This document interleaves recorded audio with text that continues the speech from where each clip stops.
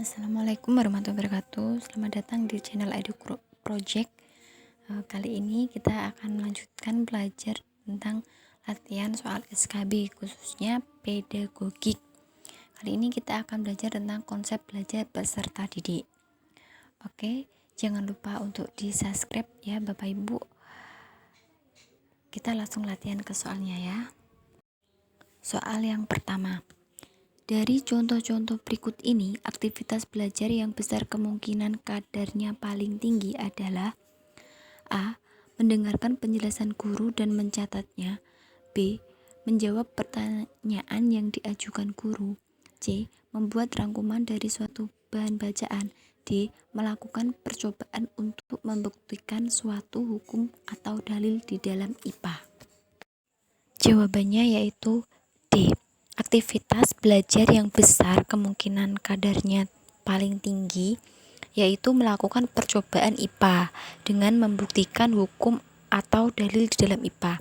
Kalau percobaan itu dia udah dalam ranah C4, 5, dan 6 udah menganalisis, udah menyimpulkan seperti itu. Kalau yang mendengarkan penjelasan guru dan mencatatnya mungkin itu baru dalam ranah memahami seperti itu. Kalau yang di poin D itu udah sampai menganalisis, menyimpulkan seperti itu. Kan C ada 6 seperti itu ya Bapak Ibu. Oke, jawabannya jadi D.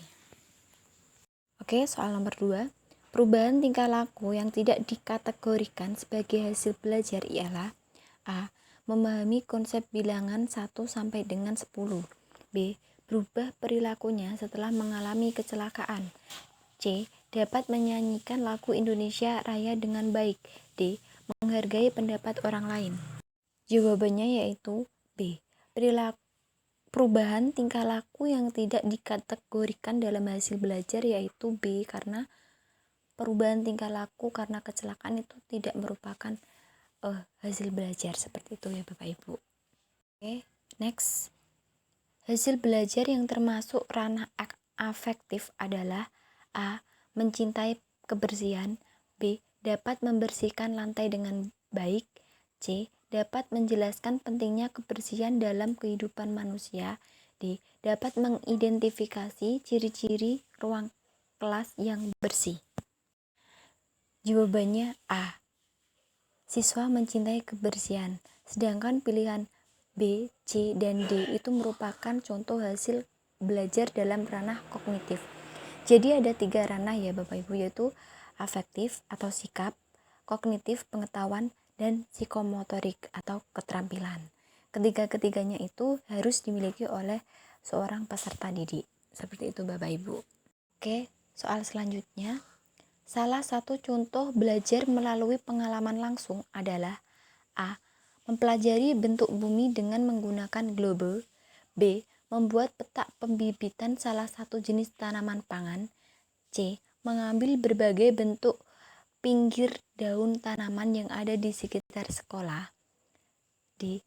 Membaca uraian mengenai hasil bumi yang banyak diekspor dari daerah provinsi tempat mereka tinggal. Jawabannya yaitu B.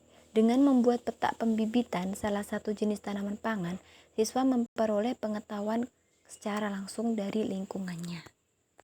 Kegiatan belajar melalui pengalaman tidak langsung yang paling abstrak ialah A. Memperhatikan cara orang lain memelihara ternak. B. Mempelajari pertambahan penduduk dari tahun ke tahun di suatu desa dari grafik. C. Mempelajari cara menanam padi melalui chart. D. Mendengarkan penjelasan mengenai sejarah perjuangan bangsa.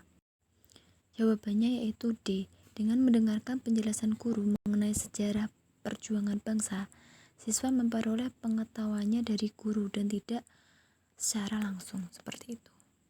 Oke, lanjut soal berikutnya. Dari contoh-contoh berikut ini, cara membangkitkan motivasi belajar siswa yang dipandang lebih baik ialah A. Memberi pujian kepada siswa yang berprestasi baik. B. Memberikan nasihat kepada siswa supaya belajar sungguh-sungguh. C. Mengaitkan tujuan pembelajaran dengan kebutuhan hidup siswa sehari-hari. D. Mempersaingkan siswa secara berkelompok. Jawabannya yaitu C. Dengan melihat kaitan tujuan pembelajaran dengan kebutuhan hidup siswa sehari-hari, motivasi siswa akan muncul. Soal berikutnya.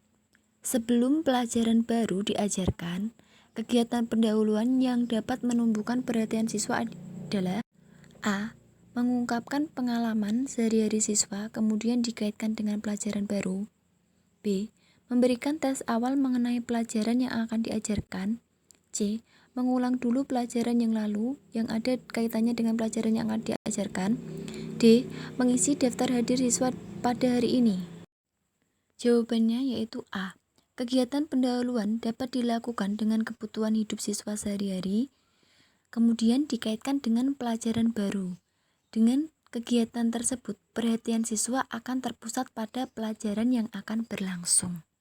Soal selanjutnya. Balikan yang lebih efektif bagi siswa adalah A. Ditunjukkan kesalahan siswa untuk diperbaiki. B. Dikomentari kesalahan siswa untuk dicari lagi cara yang lebih baik. C. Siswa dirangsang mengoreksi pekerjaannya sendiri dan diminta mencari yang terbaik untuk memperbaiki yang salah. D. Pekerjaan siswa dinilai dan diumumkan nilainya. Jawabannya yaitu C. Meminta siswa untuk mengoreksi pekerjaannya sendiri dan mencari cara yang terbaik untuk memperbaiki yang salah merupakan balikan yang efektif. Pelajaran pilihan disediakan dengan maksud untuk A. Meningkatkan kecerdasan siswa. B. Menyalurkan bakat siswa. C. Menghubungkan pelajaran dengan kebiasaan belajar siswa. D. Menghubungkan pelajaran dengan latar belakang kehidupan keluarga orang tua siswa. Jawabannya yaitu B. Menyediakan pelajaran pilihan dilakukan untuk menyalurkan bakat siswa. Ini bisa seperti ekstrakurikuler atau dengan memilih mata pelajaran yang disukai oleh siswa sebagai ekstra pilihan seperti itu Bapak Ibu. Soal yang terakhir. Tekanan pembelajaran adalah A. Berlangsungnya pembelajaran sesuai dengan rancangan. B. Keaktifan guru dan siswa dalam pembelajaran. C. Kesesuaian antara kegiatan pembelajaran dengan minat siswa. D. Terjadinya proses belajar pada diri siswa. Jawabannya yaitu D ya. Pembelajaran dirancang dan dilaksanakan untuk membantu terjadinya proses belajar pada diri siswa.